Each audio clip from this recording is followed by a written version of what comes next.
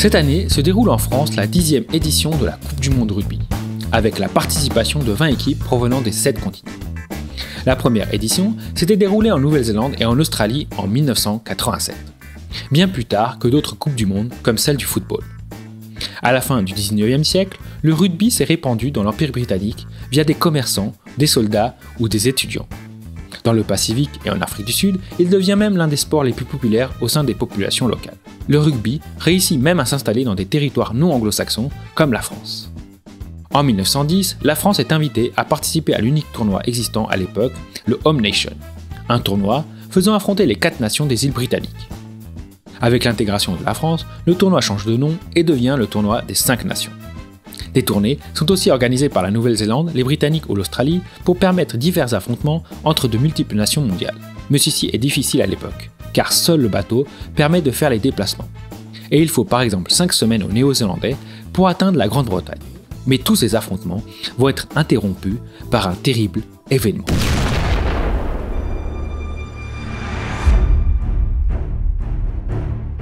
Entre 1914 et 1918, les pays européens et leurs colonies se trouvent plongés dans une terrible guerre mondiale. Pendant 4 ans, les nations vont sacrifier plus de 10 millions d'hommes, dont plusieurs joueurs de rugby. Le 11 novembre 1918, les belligérants signent un armistice dans la clairière de Rotonde. Des millions de soldats se retrouvent d'un coup en stand-by et dans l'attente d'un retour au pays. Mais leur démobilisation s'éternise tout le long de l'année 1919. L'ennui et l'impatience montent et la crainte de mutinerie se répand dans tous les états-majors de l'armée britannique. Pour remédier à ce problème, les généraux des différentes armées proposent d'organiser une compétition de rugby afin de distraire les soldats et d'honorer l'Empire. C'est ainsi que naît la King's Cup, la première Coupe du Monde de rugby de l'histoire.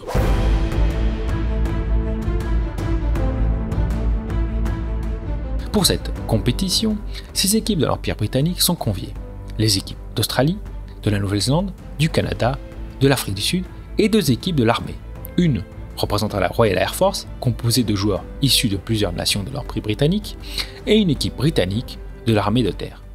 Étant une compétition impériale, dont le but est de célébrer l'union entre l'Empire et ses dominions, les nations américaines et françaises ne sont pas conviées pour la compétition. En 1919, la France n'est à ce moment-là qu'une nation mineure dans le monde du rugby. Toutefois, les Français se sentent déconsidérés. Et après des discussions houleuses, ils obtiennent la promesse de pouvoir affronter le vainqueur de la compétition. La King's Cup commence en mars 1919 et se déroule durant 2 mois. Chaque équipe doit affronter les 5 autres nations afin d'établir un classement et de désigner la meilleure équipe du tournoi. Avant le début du tournoi, chaque sélection recrute des grands joueurs de l'époque ou de futurs grands joueurs, comme par exemple la Royal Air Force avec le capitaine Wavell Wakefield, qui fera 31 sélections avec l'Angleterre entre 1920 et 1927. La sélection sud-africaine recrute quant à elle Boy Morkel. L'Australie, le lieutenant William Watson. Mais c'est surtout la Nouvelle-Zélande qui va réussir à réunir dans un même effectif 7 anciens All Blacks avec 6 futurs sélectionnés. Les différents matchs se déroulent dans plusieurs stades des îles britanniques. Grâce à 4 victoires et une défaite, la Nouvelle-Zélande et l'armée de terre finissent toutes les deux en tête du championnat, suivies de l'Afrique du Sud, de la Royal Air Force et du Canada. Pour départager les 2 équipes, une finale est organisée à Twickenham le 16 avril 1919, devant 15 000 spectateurs, dont 2 invités prestigieux, le prince de Galles Édouard VIII et le Premier ministre de la Nouvelle-Zélande William Massey. En début de première mi-temps, l'équipe britannique domine après 20 minutes de jeu, grâce à une pénalité de Barry Cumberledge. Mais la Nouvelle-Zélande réplique par l'intermédiaire de Jack Storr, qui marque lui aussi une pénalité. Les 2 équipes se retrouvent à égalité 3-3.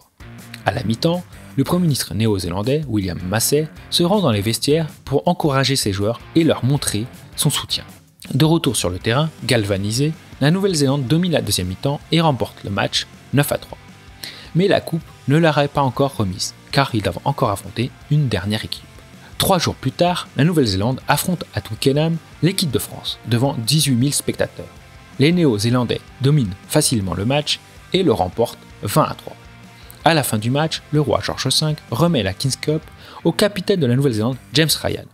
Pas celui d'Il faut sauver Soda Ryan, un autre. Dans la foulée, l'équipe de la Nouvelle-Zélande se rendit en mai en France pour y affronter plusieurs sélections françaises, représentant différentes régions. L'équipe gagna les 3 matchs, 16-10 à Paris, 16-6 à Pau et 16-6 à Toulouse. Malgré le succès de cette compétition, aucune autre compétition mondiale de rugby ne sera organisée jusqu'en 1987.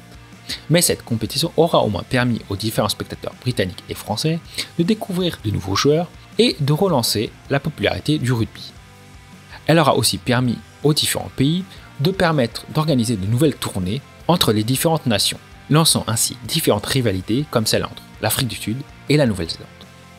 Cette Kings Cup a depuis été complètement oubliée, mais son succès populaire a été un avant-goût et une prémonition pour le futur succès de la Coupe du Monde. Merci à vous et bonne Coupe du Monde à tous.